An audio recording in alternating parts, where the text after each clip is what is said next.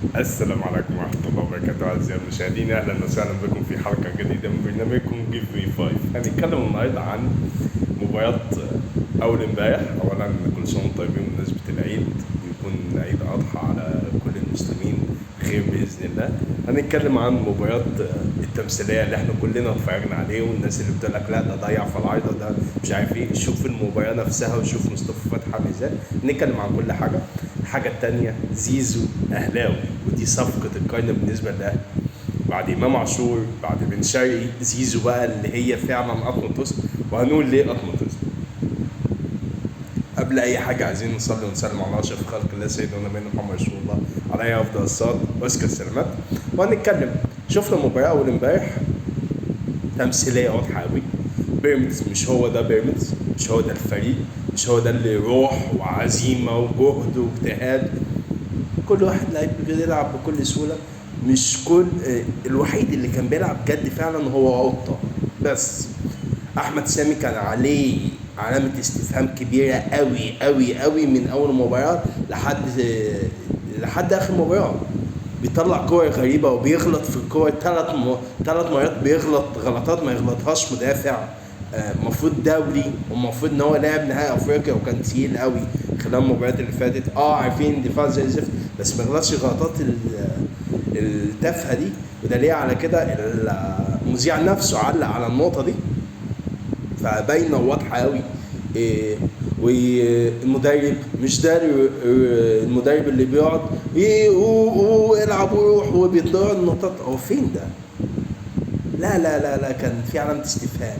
وقبليها بقى اللي خرج يقول لك حد من مجلس الإدارة قال لك احنا شجعنا بيراميدز، احنا اللي جبنا الجمهور، جمهورنا اللي كان موجود في المدرجات، جمهورنا اللي رفع بيراميدز والكاس بتاعنا، يعني شجعناك سيب لنا حتة بقى.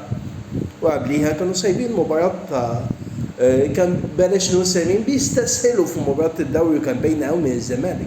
والغلطة اللي غلطها عواد. نخش بقى على غلطة الشناوي طلع بيعمل ايه؟ بجد والله العظيم الشناوي طلع بيعمل ايه؟ طلع اولا الكعبل واطلع امسك الهواء. انت طلع ماسك الهواء وكوع على الارض. لا ده حجني قوي، دي مصيبه. ولا مصطفى فتحي، الناس اللي بتقول لك ان الكوره جت في عرض، هي جت في عرض، بس انت شفت مصطفى فتحي في الملعب عامل ازاي؟ كل كوره خارجه مصطفى فتحي، وصل مصطفى فتحي ضاعت، وهو داخل يشوط ضربة جزاء. قلت الكرة بره او في العرض او هتتصد، الكرة دي مش هتدخل فعلا، لان احنا مصطفى فتحي ليه سوابق قبل كده وما فيش فايدة. فزيدهم في دقيقهم غير جمهورين. اول مرة نشوف نهائي بطولة جمهورين بيشجعوا ماسكين بعض في ملعب واحد وبيشجعوا بعض، عمرها ما حصلت. باينة قوي. على العموم زيدكم في دقيقكم افرحوا مع بعض، بس خلي بالك ان بيراميدز اخطر حاجه على نادي الزمالك، وهفضل اعيدها للمره مليون. بيراميدز اخطر حاجه على نادي الزمالك، لان انت كنت التاني بقى هو التاني دلوقتي. كنت انت بتخش معايا افريقيا، هو اللي بقى يخش افريقيا، وده طعم البطولات. هو اللي انت المفروض كنت بتشارك معاه في افريقيا، هو اللي بقى مكانك دلوقتي، بقى يشارك مكانك. انا ما خدتش المره الثالثه على التوالي، انت بتحاسبني على المره الثالثه على التوالي ان انا ما خدتهاش. شوف المصيبه، هو خدها، بس هو خد مكانك انت مش مكان انا. مين اللي معاه في افريقيا دلوقتي؟ هو انت ثالث سنه على التوالي في الكونفدراليه، نخلي بالنا، ودي ما حصلتش في تاريخ الزمالك كله. نيجي بقى نخش على صفقه اللي نقول عليها ايه؟ قنبله فعلا هز كيان الزمالك. طب امام عاشور هز كيان الزمالك، امام عاشور اتباع واحنا جبناه من بره. بن شرقي هز كيان الزمالك، جبناه من بره. بالنسبه لاداره الزمالك عايزين نشكرها على الهديه الجميله دي. قال لك مش هنبيعه ب6.5 مليون دولار عشان ما يلفش ويرجع الاهلي، عشان الجمهور ما عملناش ما كدلوش، واحنا ناخده من قلب الزمالك، حرفيا ناخده من قلب الزمالك، والزمالك ما بيستفادش بجنيه واحد بس. يا سلام على الإدارة. ليه صفقة تقيلة؟ لأن صفقة زيزو كان بالنسبة لهم كان بيجهزوه يبقى أسطورة النادي. فاهمين يعني إيه أسطورة النادي؟ حرفيا الأهلي واخد قلب الزمالك حرفيا بالظبط. هيعمل حاجه مع الاهلي بامر الله. احنا كنا بنقول عليه بالونه عشان انتوا كنتوا نافخينه زياده عن اللزوم، لكن هو لعيب كويس. هيجي مع الاهلي هياخد حجمه، هياخد دنيته، مفيش اي مشكله. هيبقى وحش هياخد على نافوخه. الاهلي او جمهور الاهلي بالاخص ملوش الا النادي الاهلي فقط. رامي ربيعه اللي اسمه رامي ربيعه اللي واخد 6 افريقيا اكتر منك، الاهلي قال له بالسلامه.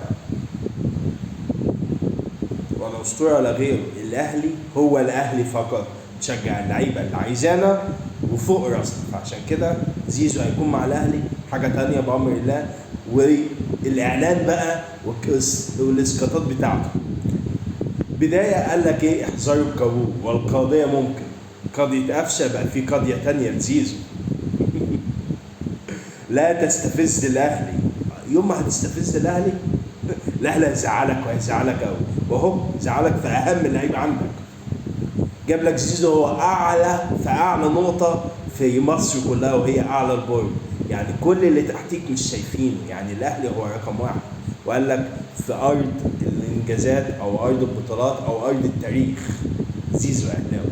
معنى كده ان انت عايز تعمل تاريخ تروح الاهلي، عايز تاخد بطولات تروح الاهلي، عايز تعمل حاجه تروح الاهلي.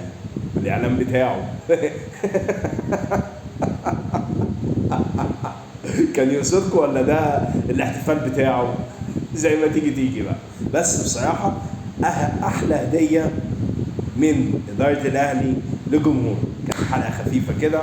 كل سنه وانتم طيبين وعيد سعيد عليكم بامر الله في تاني يوم من عيد الاضحى. السلام عليكم.